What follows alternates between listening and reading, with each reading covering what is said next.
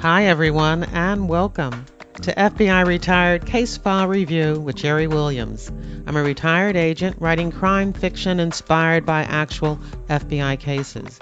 In this episode, I interview retired Supervisory Special Agent Harry Garcia. Harry served in the FBI for 22 years. He was an accountant and a former IRS revenue agent, and throughout most of his bureau career, he worked complex financial investigations. He is interviewed about a multi-agency Southwest Border Taskforce targeting corrupt border inspectors working out of the Calexico border station, which is on the border of California and Mexico. The case was very successful. Not only did it result in the seizure of $1.2 million in cash, the two main corrupt inspectors they were looking at received sentences of life imprisonment and 27 years in prison.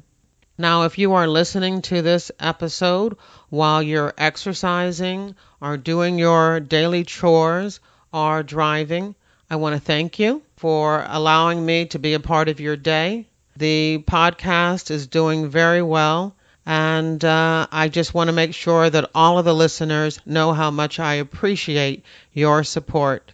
And please keep the emails and tweets coming my way. I respond to every one of them. So here's the show, and we'll talk a little bit more after the interview's over. Hi, everyone. I am excited to introduce you to my guest today, Harry Garcia. Hi, Harry. Hi. So I know that we talked about many of the different cases that you worked during your career, but we kind of decided on a particular one that has to do with greed and corruption, my favorite subject. Can you tease us a little bit? What are we going to be talking about today? We're going to be talking about a major initiative that I led for the FBI in San Diego, when I was assigned to the San Diego division, where we uncover a cesspool of corruption among immigration, customs, and border patrol. Can't wait to get into that. But before we do, I'd like to learn a little bit about you so that we have an understanding of the expertise, the experience that you brought with you into this case. Tell me a little bit about you. What were you doing before you joined the FBI, and when did you join the FBI? Okay, before joining the FBI, I spent, following my graduation from Arizona State University with an accounting degree, I worked for the IRS as an internal revenue agent, in which I basically audited corporate tax returns in an effort to identify the tax liability. So that was 3.5 years before I entered with the Bureau in January 5th, 1981. What was your first office? My first office was the Phoenix and the Tucson RA out of Phoenix. And what did you work there?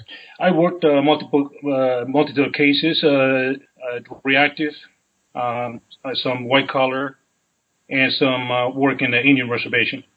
All right, so you worked a variety of cases as an accountant coming out of the IRS. Was that different for you?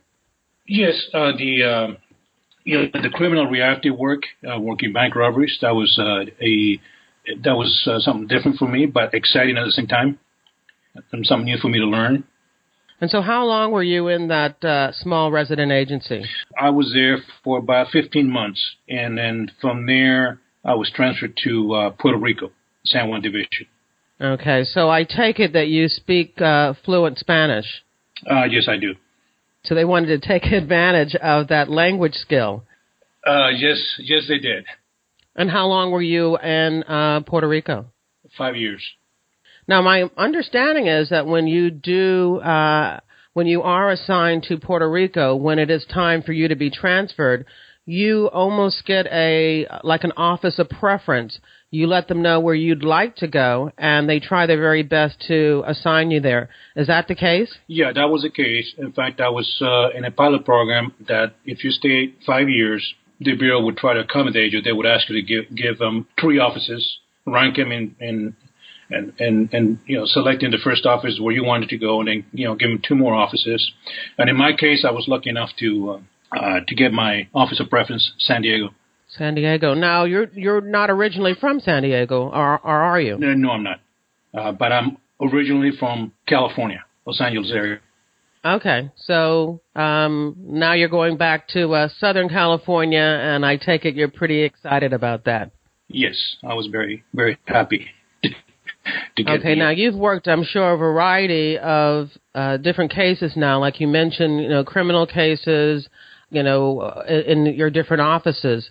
Now, when you get to San Diego, are you working now utilizing your accounting degree and your IRS background? Yes, I am. Okay, so what squad are you on? I was in a white collar crime squad.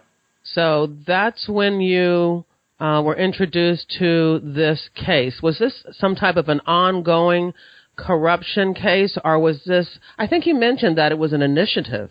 Yes, it was an initiative, and so it was a new case that was developed in its infancy, and that entailed, of course, developing sources. This corruption case was a bureau initiative and a U.S. United States Attorney's Office initiative based on the amount of allegations that have surfaced regarding corrupt activities at the port of entries between San Diego and Calexico, California. And so the FBI was tasked with initiating this task force, multi-agency task force.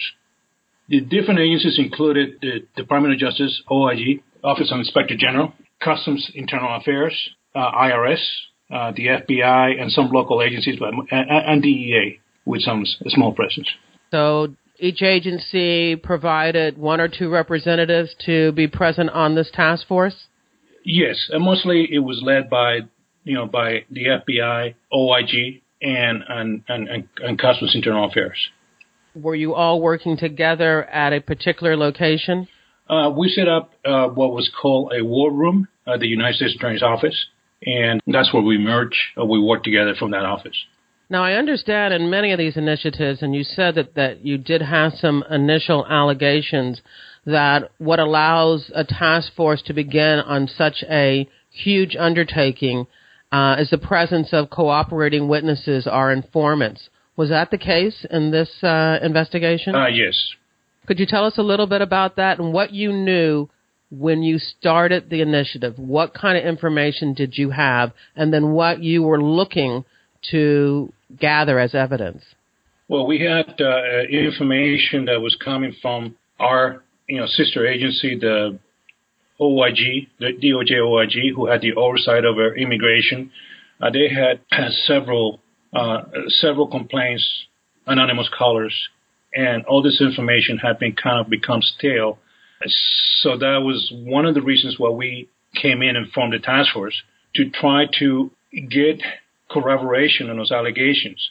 And some of that corroboration started to filter through wiretaps that DEA had ongoing, and also through identifying, talking to people that had been arrested at the border. For instance, people that were arrested with shoeboxes full of cash. And so those were the kind of persons that we flipped to get information, to gather information, to basically get enough what we call predication that that we had corrupt inspectors aiding the the Mexican drug trafficking organizations at the time, including some of the major ones. They were allowing cocaine hidden in trunks to come across in exchange for payouts or for bribes. All right, so that's the main allegation that you were looking at, and that's why the DEA is also involved in this particular investigation. Correct. I mean, the DEA was feeding us relevant information that was coming out of wiretaps that they had ongoing on drug traffickers. Okay, so what were they hearing on the wiretaps? What were the specific allegations that you were getting? Some of the allegations we were getting, and again, traffickers speaking code, but we were getting allegations that they had people at the port that were facilitating, the entry of the drugs, in this case, mostly cocaine. And so that kind of information from the wiretaps was the one that we were obtaining from the DEA. And, based on that information, we were focusing on the specific port of entry that they were talking about, because there were a couple of major port of entries in Southern California. One of them, which became our main focus, was Calexico, which is out in the middle of the desert. It's about 120 miles east of San Diego. Could you describe the port of entry? Is it like we see on movies and on TV, where it's almost like a toll booth kind of thing and people are lined up with their cars coming through? Yes, pretty much. I think if you've seen some of the movies, mostly in Tijuana. Tijuana is one of the largest port of entries. All the lanes with cars basically park bumper to bumper to come into the U.S.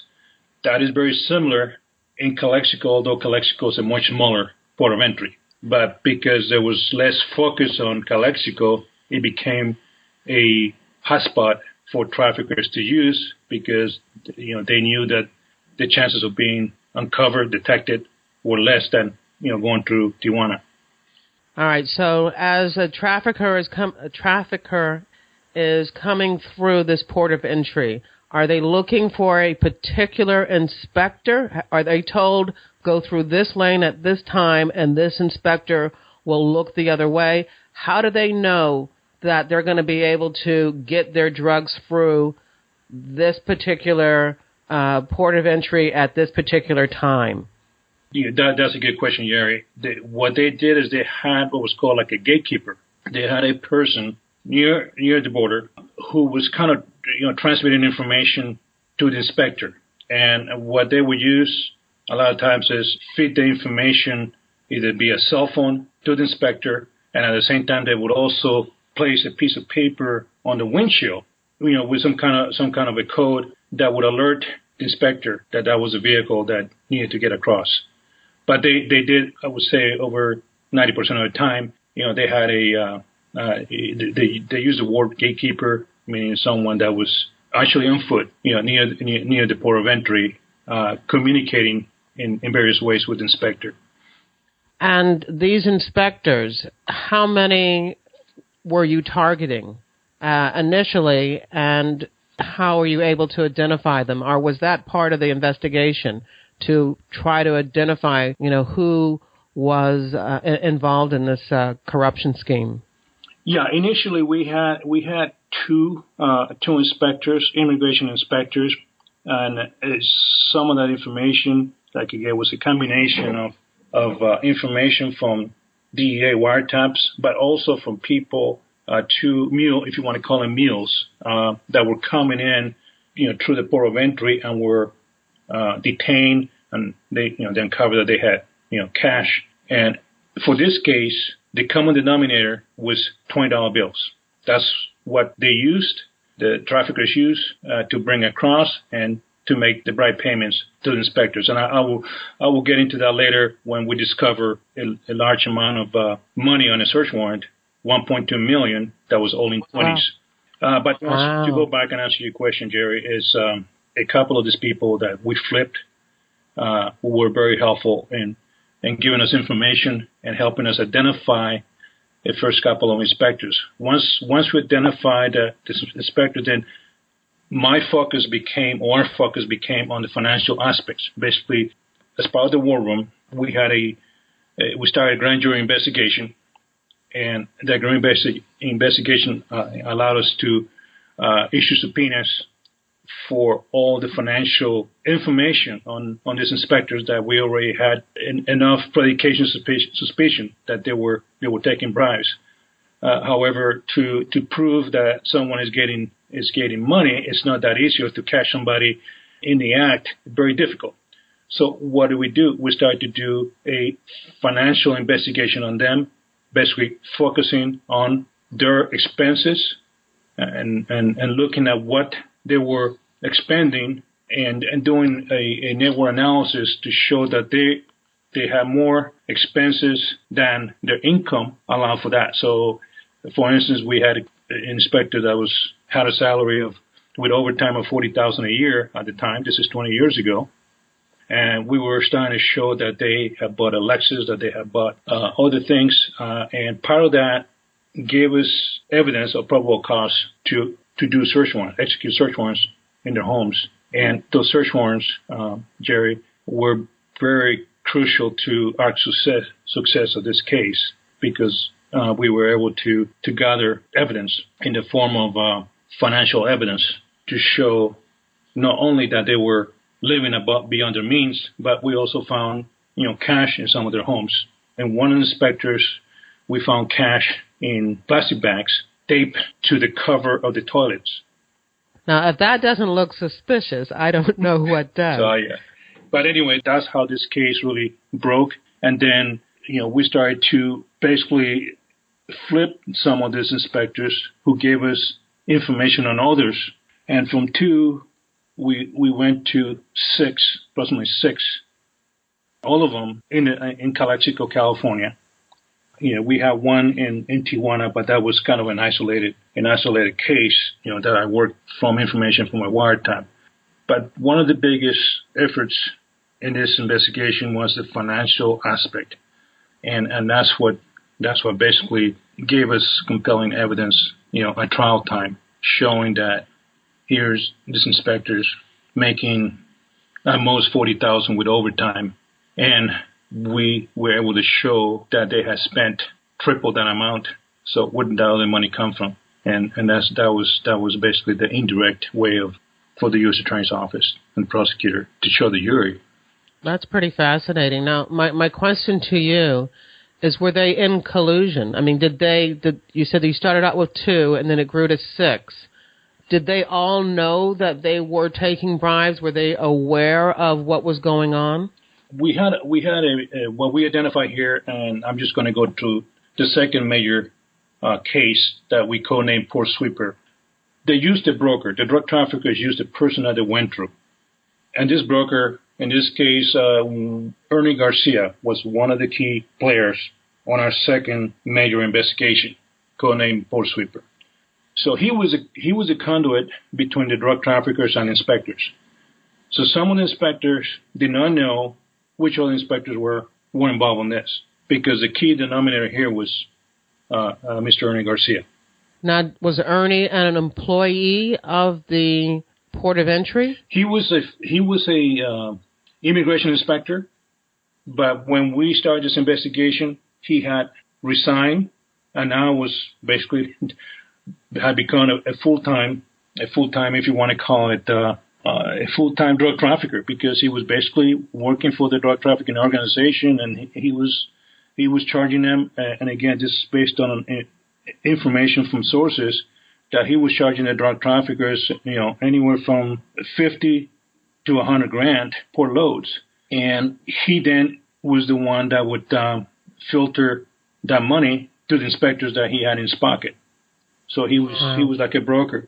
And jumping a little bit ahead here, when we culminated this investigation, which was a major takedown, we found that Mr. Garcia had stored millions of dollars in briefcases. Well, we had that information. When we executed a search warrant at his aunt's house in Lakewood, California, near L.A., we found approximately 12 briefcases with $20 bills in them.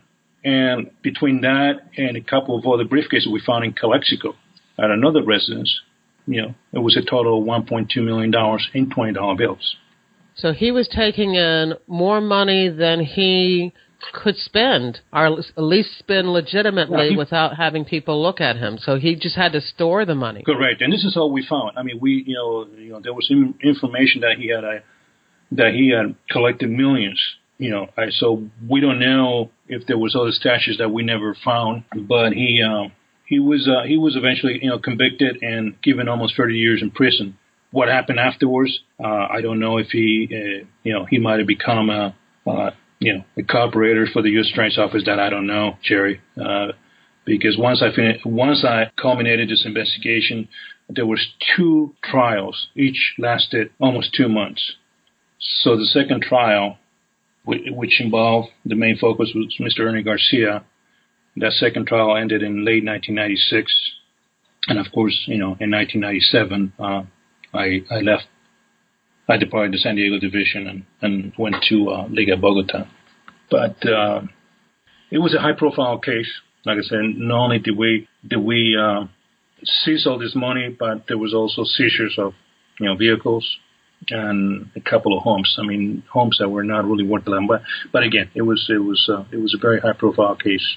So the other inspectors, what kind of time are those the trials that you were talking about, and what kind of time did they eventually receive? The other inspectors, and some of them cooperated, but they all received an average of 20 years plus. The only two that received more than 30 years was Mr. Garcia, and there was another person by the name of Rafael Ayala, who was another broker similar to Mr. Garcia. I mean, I just basically, explaining the one case that I led from beginning to end. I participated on another major case, which also involved similar events in which a broker, Mr. Rafael Ayala, was the conduit between the inspectors and the traffickers. And he received life in prison. Oh, really? Now, why was that? Why was he? That's a good question. I don't know if that's before they changed the mandatory sentencing. But again, I think a lot of it had to do with his involvement with drug traffickers and also in his laundering activities, which he was heavily involved in laundering money for the drug traffickers in the U.S. in terms of real estate and even some businesses. But to answer your question, I think there was a change in the sentencing guidelines at that period of time, because I think afterwards I don't think there was any life imprisonment sentencings after that I know of. I have two questions that I can think of right now. When you first started talking, you talked about boxes of cash. Could you tell us a little bit more about that? And was that something where someone was coming across the border, they had cash, it was confiscated, and then it kind of disappeared? No, those were shoe boxes, just to be clear, in which officials at the port of entry, found the cash along with some drugs, and these were people that were considered mules, by the DEA. But there were people that were helpful to us because some of this cash, which was seized by a DEA as part of their investigation, was helpful to our overall investigation because it showed that they were bringing cash from Mexico in $20 bills, $20 denominations, and one of the persons that we interviewed linked that became a CW. Was able to help us, with collecting, some of the evidence in this case. And that money that was coming in was money that they were using to deliver to point of contacts in the U.S. for whatever, including payments, the bribe payments to the And like I said, Jerry, the common denominator there was, and I get it, is the $20 bills. Which was a crucial link in this case. All right. So you have evidence of drug traffickers bringing in or being arrested with shoeboxes of $20 bills, and then later on you find these briefcases that the inspector and the go-between have of $20 bills. Correct. Now, my other question is, whenever you hear about drug trafficking, it's always portrayed as a very violent activity. Did you see violence in this? Were there, people that were killed or murdered in this particular case because of the trafficking activity?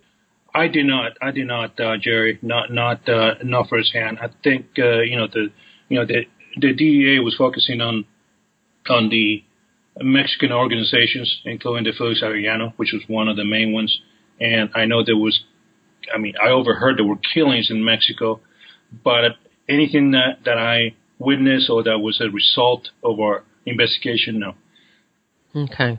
So basically, the task force side of it dealt with the American citizens, the inspectors that were involved in accepting the bribes. Correct.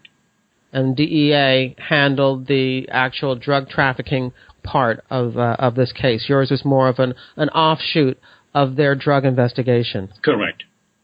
It's still pretty fascinating that inspectors, knowing how serious drug trafficking and bringing cash over, what the serious consequences could be, still put their freedom on the line to participate, for greed.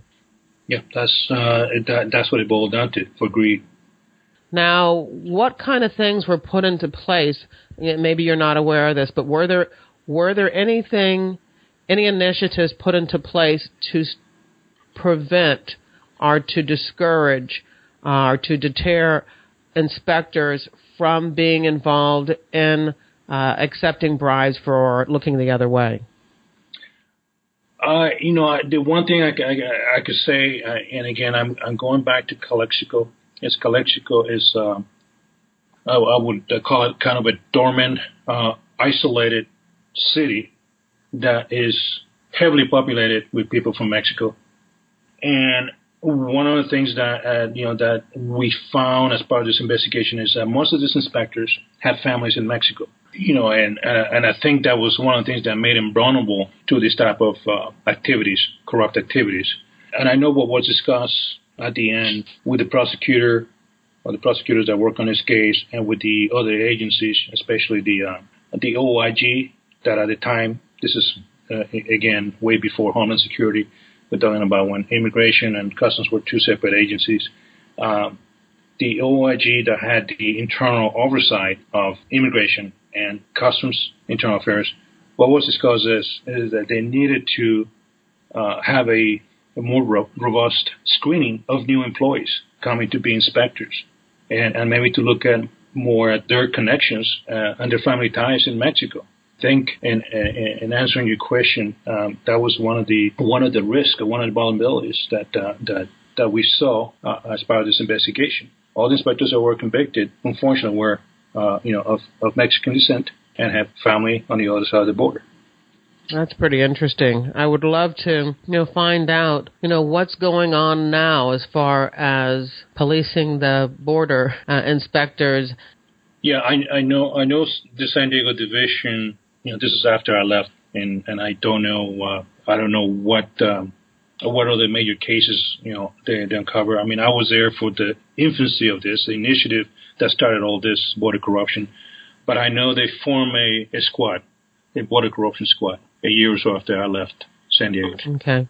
Now, I would think that it would be very difficult to totally eliminate the possibility, because there's always going to be that temptation. I mean, nowadays, when you were working this case, it was just a matter of illegal drugs coming through. But, of course, we know the security exposure is far beyond that now. Yeah, that's correct. Now there's different and more, what do we call it? There's more delicate issues that the U.S. and that the U.S. Attorney's Office and that the Bureau has to worry about at the border. With all this, with ISIS and all this that's going on around us. It's pretty scary, just to think about, how much we depend on the inspectors and the gatekeepers at the borders to make sure that we're safe. And there's a question about their integrity, their greed. That's a pretty frightening prospect. Yes, it is. And like I said, if they're compromising their official duties in return for greed, then they're putting a lot of people here in this country at risk. Yes. So now you mentioned, and I was really fascinated by this, you mentioned that you left San Diego and you went to Bogota, Colombia? Yeah, that's correct. I went there as an ALAT, assistant legal attaché, for 2 years. Now that sounds dangerous to me. I had mentioned about the violent possibility of drug trafficking, but now you're going to one of the known drug trafficking areas of South America. Is that the type of work that you did there? No, Jerry. When I went there, June of 1997, at that time, drugs was not really their major issue because Mr. Pablo Escobar, who was a kingpin, he had been killed, or he was killed, I believe, in early '93. So a lot of the risk and dangers of drug trafficking had kind of subsided. The issue that was going on there at the time was the FARC. And the FARC was a major terrorist group that was kidnapping individuals for economical reasons. So the Bureau's main mission at the time was to ensure the, if you want to call it, the safe release of hostages. And that became kind of my major focus initiative while I was there in Colombia. Although I did support the FBI divisions in the U.S. on other cases, from white collar to other type of cases, or getting fugitives back into the U.S. But again, going back to the FARC, that was the main risk that we faced. In fact, there was. Could you spell that? Yes, it's FARC, all in capital letters, FARC. And is that an acronym for something? Yeah, it's an acronym for. It's all in Spanish. So I mean, if you want me, I can spell it. I'm just trying to remember. It's called Fuerzas Armadas Colombianas. It's a group. I mean, it's a well-known group. The organization has been dismantled. Operations have been disrupted. But if you look up FARC, F-A-R-C, I mean, it's kind of hard for me to they're like Armed Forces of Colombia. It's really the acronym. I'm trying to give you a quick translation in English. But they have been around for over 40 years. And there are major risks that has faced Colombia even through the present. In fact, at the present time, they're trying to finalize a peace settlement to get this group to turn over all the weapons and all that and come back and live like normal human beings. But it is it's been a great challenge for Colombia. So they're kind of an anti-government group. Yeah, pretty much. Trying to overthrow the Colombian government. Yeah, pretty much. And at the time, 20 years ago, they had a huge control in certain sectors of Colombia. So those sectors, you were basically, if you went in there, I mean, you run the risk, number one, that not only were you going to be kidnapped, but you were going to be executed. Ooh. And when I was at the embassy between 97 and 99, we were heavily restricted on where we could go around the country. But again, I went there. I mean, Bogota, Colombia is a beautiful city. It's a beautiful country. They're doing very well now. But 20 years ago, when I was there, it was still a dangerous area. Mm. So, what did you do after you left Colombia? I was transferred to the Los Angeles division as a supervisor, and I supervised an organized crime drug squad in the Long Beach RA for 3.5 years, almost 4 years, until 9/11. And then post 9/11, when the focus of the Bureau became the terrorism aspect, I was assigned to the headquarters office in Los Angeles to supervise our computer response team, the CART team, as it's called. And that's what I did my final 1.5 years before I retired. Now, that's one of the things that I want to, get somebody on to talk a little bit more about, CART and ERT and many of those evidence-gathering entities that the FBI has. So I'm sure that was pretty interesting for you. Yes, it was. And like I said, I'm not a computer person or a computer expert, but the focus at the time was because of the backlog of cases that needed to be indicted. We were waiting to collect that digital evidence. The ADIC at the time thought that with my experience as a supervisor, that I would be able to get that process moving, so they could, move cases forward, get them indicted, I could imagine that the computer evidence you're talking about is from a variety of cases and violations throughout the office. Correct. I think it was about 150 cases in the backlog. So were you successful? By the time you left, were you able to bring that backlog down a little? Yes, I was. And, we focused on the priority cases, on the main cases. So, yes, I was able to bring that down. So when did you retire? I retired in September of 2003. And what have you been doing since? Well, after following my retirement from the Bureau, I went to work for Ernst & Young, one of the big four accounting firms in their corporate security office. And I did that for a year and 3 months. And after that, I decided to go on my own with another retired colleague, and former consultant business, focusing on my expertise, financial crimes, fraud type investigations. I obtained my certification from the ACFE as a certified fraud examiner. So I did that from 2005 until 2012. And in 2012, I had an opportunity to go work for Deloitte, another big four accounting firm in Colombia, in Bogota, Colombia. A colleague of mine, former FBI, who was working for Deloitte, asked me if I would help him because he knew that I knew Colombia, he knew my expertise, and they were trying to develop their forensic and dispute practice, basically, investigations.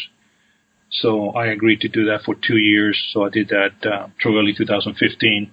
And after that, I came back, and I'm, again, running my own business as a consultant, private investigator, but focusing on international investigations. So I do some travel to South America on client cases.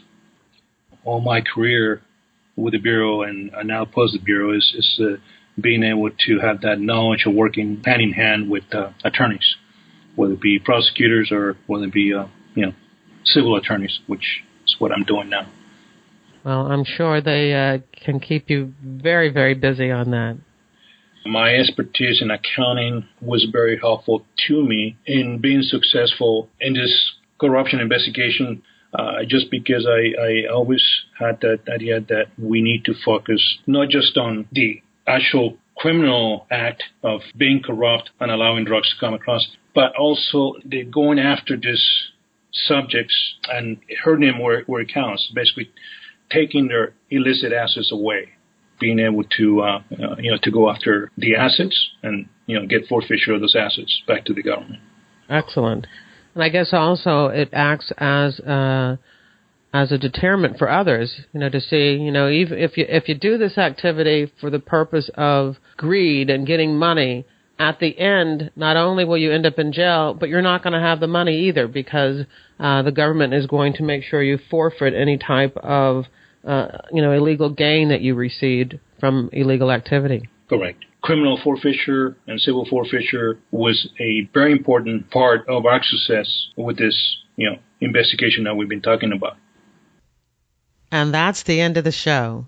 As always, back at jerrywilliams.com in this episode's show notes, you'll see pictures of Harry and those briefcases full of $20 bills worth $1.2 million. And there's also links to newspaper articles about this case. Harry's case occurred before 9/11. As you recall, during the episode, Harry and I kind of wondered out loud what was going on with the task force post 9/11. Well, I had an opportunity to reach out and speak to a retired supervisor at the task force, and he tells me that the role of the task force certainly did change post 9/11. Now, stopping corrupt inspectors was even more crucial. If they looked the other way, more than just illegal drugs and guns could be brought across the border. And when we talk about illegal aliens, it is absolutely necessary for us to know exactly who is coming across our borders. The role of task force members is now to look for a nexus to terrorism. And protecting our borders and homeland security is now a major focus of the Southwest Border Taskforce.